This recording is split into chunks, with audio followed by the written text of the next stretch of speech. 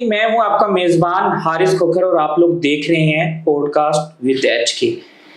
मेरे साथ एक मशहूर डॉक्टर मौजूद हैं, डॉक्टर सलमान हसीब चौधरी, जो किसी तारुफ के मोहताज नहीं है और डॉक्टर होने के साथ साथ वो एक दबंग लीडर हैं। यंग डॉक्टर एसोसिएशन पाकिस्तान की डॉक्टरों की सबसे बड़ी तंजीम के सदर हैं, मेरे दोस्त हैं, बड़े भाई हैं। अस्सलाम वालेकुम डॉक्टर साहब, मैं आपको खुशामदीद कहता हूं। अस्सलाम वालेकुम जी, क्या कैसे हैं आप? खैरियत? मैं ठीक हूँ, आप कैसे हैं? डॉक्टर साहब ने जो है वो एमबीबीएस किया, उसके बाद जो है प्लास्टिक सर्जन बन गए।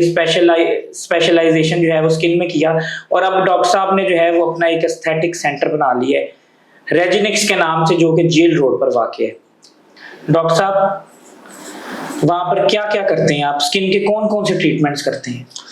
सर, मैंने सर्विसेज हॉस्पिटल से एमबीबीएस किया, उसके बाद मैंने ट्रेनिंग की है डर्माटोलॉजी में, एफसीपीएस डर्माटोलॉजी में। और अभी आपको पता है कि जेल रोड पर हम रिजेनिक्स के नाम पे डर्माटोलॉजी, प्लास्टिक सर्जरी और सारा एक बड़ा क्लिनिक रन कर रहे हैं। आपको पता है कि दौरे हाजिर सोशल मीडिया का दौर है। प्रेजेंटेशन बेहतर करना, खुद को बेहतर दिखाना वक्त हाजिर की अहम ज़रूरत है। और माजी में तो ये एक डिबेट रहा है जी कि जैसे कुदरत ने आपको बना दिया है वैसे रहना है या नहीं रहना। अब तो ज़रूरत है, अब इस डिबेट से दुनिया निकल चुकी है। बिल्कुल। और अब ये डिबेट नहीं है कि आपको बेहतर करना है कि नहीं, अब ये डिबेट है कि कितना बेहतर हो सकता है, कितना बेहतर हो सकता है। तो जो न्यू एडवांसमेंट है in the field of dermatology, in the field of plastic surgery and aesthetics, तो उसमें अब देखिए ब्यूटी पैरामीटर्स जो हैं मोर और लेस डिफाइंड है। आपको थिन स्मार्ट दिखना है, आपके बाल जो हैं वो ट्रांसप्लांटेड अच्छे होने चाहिए अगर नहीं है, और आपका जो है चीक सैगी नहीं होने चाहिए, और आपकी जो जॉ लाइन है वो डिफाइंड होनी चाहिए, और आपके जो फेस है वो लिफ्टेड नजर आना चाहिए। आपका जो नोज है वो भी वेल बैलेंस्ड नोज होना चाहिए, और उसमें भी कोई डिफॉर्मिटी जो है विवर्ड नहीं होनी चाहिए। तो ये वो चंद चीज़ें हैं जो इस वक्त, और आपको ये बता दूं ये बहुत ज़रूरी है। आजकल कोई भी बंदा ये नहीं कह सकता कि मैं कौन सा टीवी पे आना है। अब तो हर बंदा टीवी पे आता है, अब तो हर बंदा फेसबुक पे, सोशल मीडिया पे, इंस्टाग्राम एंड ऑल सब कहाँ भी उसका चलता है जो कि डिजिटल मीडिया पे आ रहा है। अब आप देखें कि मैंने देखा है कि जो लोग पेंट का काम करते हैं वो भी सोशल मीडिया से हिट होके ज़्यादा अपनी सारी जो रेवेन्यू जनरेट करते हैं, तशहीर कर रहे हैं अपने काम की, वो सोशल मीडिया से कर रहे हैं। मोबाइल बेचने हैं वो भी सोशल मीडिया पे बिक रहे हैं। शानदार मोबाइल वाले बड़े फेमस हैं। आज एक टीवी शो पे था मिस्टर लुकमान साहब के साथ, तो वो एक बात बड़ी अहम, उन्होंने कहा जी ये क्यों ज़रूरी है कि लोग अपने रंग पे, अपनी शक्ल पे क्यों जो है वो कंटेंटेड या मुतमईन नहीं है।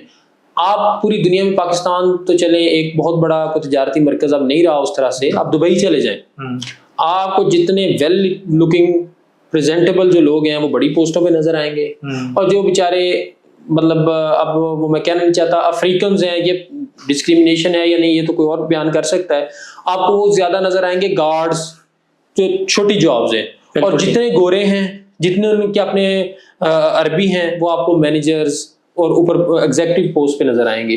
तो आप देखें ये एक इंडस्ट्रियलिस्ट इरा चल रहा है, इंडस्ट्रियलाइजेशन, कमर्शलाइजेशन, इसमें आपकी जो प्रेजेंटेशन है वो बड़ी स्ट्रॉन्ग। अच्छा, मार्केटिंग डिपार्टमेंट में भी जो लोगों को जॉब दी जाती है वो देखा जाता है इनकी पर्सनैलिटी हो, ये खूबसूरत हो। देखिए अब जो मार्केट है ना सर, वो तो हर बंदे का जो भी उसका प्रोफेशन है ना, उसके अंदर एक इनबिल्ट क्वालिटी मार्केटर की होनी जरूरी है। हमारे इवन मैं अब देख रहा हूँ और मुझे खुशी होती है देख के, ये जो जनरल सर्जन्स हैं ये भी सोशल मीडिया पे अपनी पोस्टें लगा रहे होते हैं कि जनाब हमने हर्निया का ऑपरेशन कर दिया।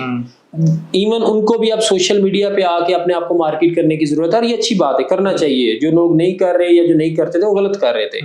अब देखें ना, वो अगर आप अच्छा काम कर रहे हैं तो वर्ल्ड मस्ट नो कि आप कर रहे हैं, दुनिया को पता होना चाहिए कि आप कर रहे हैं। तो मार्केटिंग में फिर ये चीजें हैं कि आपकी कम्युनिकेशन स्किल्स अच्छी होनी चाहिए, आपकी प्रेजेंटेशन अच्छी होनी चाहिए, आप एक अच्छे डॉक्टर नजर आने चाहिए। तो उसमें आपको पता है एस्थेटिक्स और डर्माटोलॉजी का कलीदी किरदार है। अच्छा डॉक्टर साहब, मुझे ये बताएं कि आप माशाल्लाह जो है स्किन स्पेशलिस्ट हैं, पढ़ लिख कर आए हैं, एमबीबीएस की है, उसके बाद डर्माटोलॉजी में जो है स्पेशलाइजेशन की है, आपके पास पूरी टीम पढ़ी लिखी है, तकरीबन 2.5 मिलियन की इन्वेस्टमेंट भी की है, यानी सारे लवाजमात पूरे हैं। उसके बावजूद लोग जो हैं वो टिकटॉक पर देखते हैं वीडियोस कुछ लोगों की, वो बेशक क्वैक्स हैं लेकिन वो वायरल हैं, तो लोग जो है तहकीक किए बगैर उनकी तरफ भागते हैं। अच्छा, इसमें दोनों पार्ट्स पे, एक तो आपको पता लेजिस्लेशन का, रेगुलेशन का, मुल्की सतह पे मसाइल चल रहे हैं। अगर एक क्वैक अपने आप को, मैंने देखा है एक क्वैक है वो तेल बेच रहा है जी बाल उगाने वाले, और बड़ा वायरल है आजकल।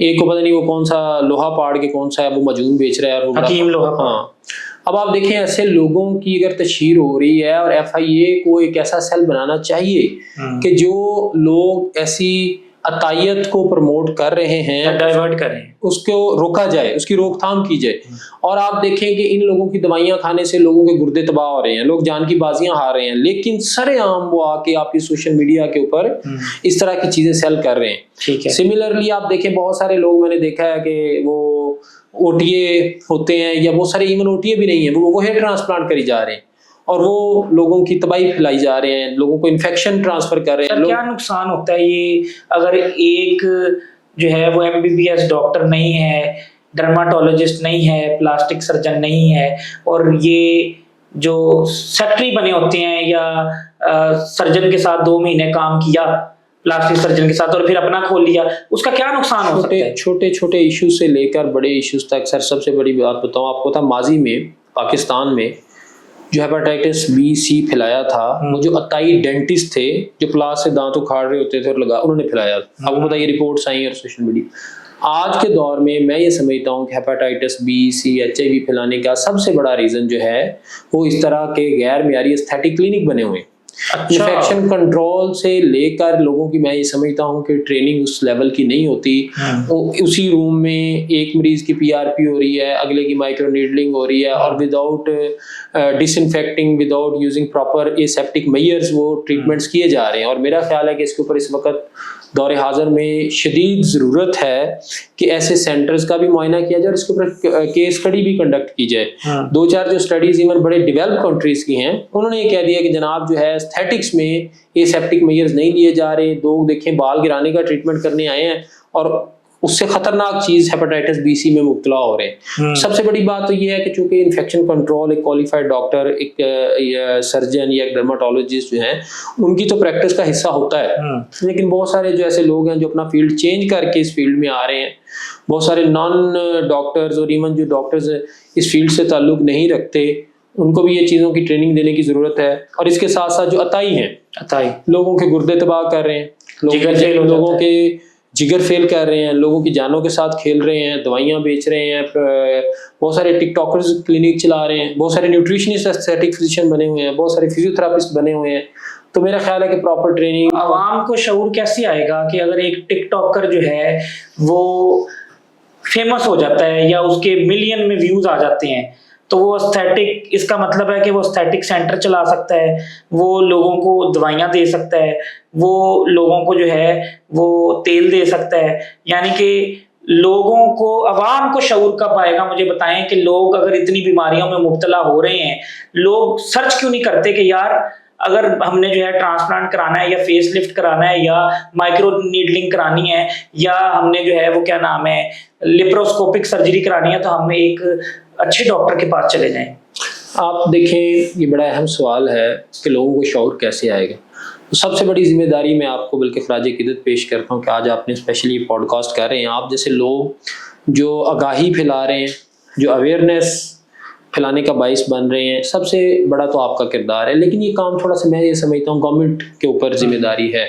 लोगों की सेहत, जान, माल का तहफ़्फ़ुज़ हमेशा हर गवर्नमेंट आने के बाद ये कहती है। तो जब आप लोगों की जानें अताइयों के जिम्मे उनके हाथों पे छोड़ के पीछे हो रहे हैं, नॉन ट्रेन्ड डॉक्टर्स जो हैं वो, जो इवन मैंने देखा है कि बहुत सारी दूसरी स्पेशलिटीज के हैं, वो भी अब डर्माटोलॉजिस्ट और प्लास्टिक सर्जन बने हुए हैं। ये बहुत बड़ा। और ये अगर गवर्नमेंट को इस पे ना सिर्फ ये है कि स्ट्रॉन्ग ये चेक एंड बैलेंस क्रिएट करना पड़ेगा, बल्कि इसकी अवेयरनेस और इसके लिए मैं समझता हूँ कि उनको अवामी आगाही सेमिनार्स हों या इतने सारे पैसे, आपको पता है गवर्नमेंट जो है इश्तिहारात देने पे खर्च करती है, जो मैंडेटरी होते हैं, खैर गवर्नमेंट ने इतने इश्तिहार देने हैं, तो उसमें इस तरह के इश्तिहारात जो लोगों की जान, Awareness. जो लोगों को हेपेटाइटिस से, गुर्दों के बचाव के लिए, दिल के बचाव के लिए और संगीन बीमारियों से तहफ़्फ़ुज़, लोग देखें ना, एस्थेटिक्स तो एक लेयर ट्रीटमेंट्स हैं, एक शौक की ट्रीटमेंट है, और वो देखें आप लोग इस तरह का ट्रीटमेंट कराने आए और सख्त बीमारियां लेके चले जाएं। दूसरा मैं समझता हूँ कि जो जिम्मेदारी है वो गवर्नमेंट की है, और तीसरी जिम्मेदारी हेल्थ प्रोफेशनल्स की अपनी है। आपने बड़ी अच्छी बात की है कि देखें, जब आप सारे टिकटॉक हो या सोशल मीडिया हो, देखें हमने बड़े अरसे तक बड़ी इसकी मुखालफत की कि ये जनाब प्लेटफॉर्म्स अच्छे नहीं हैं। वो बात उस हद तक तो ठीक थी जिसमें वो को डांस वांस हो रहे होते थे, लेकिन for the purpose of awareness, for the purpose of teaching training, इन तमाम प्लेटफॉर्म पर डॉक्टर्स को खुद आना होगा। अगर वो स्पेस खाली छोड़ेंगे तो ऐसे लोग आके उस स्पेस को ऑक्यूपाई कर लेंगे जो क्वालिफाइड नहीं है। तो एक जो कंपटीशन है वो क्वालिफाइड लोगों को देना चाहिए। उनकी प्रेजेंटेशन और presence on all the social media channels and all the social media platform जो हैं, जो जिस इलाके में मशहूर है, उसमें ज़रूर होनी चाहिए, ताकि लोगों को पता चल सके कि असल ट्रीटमेंट और क्वालिफाइड लोग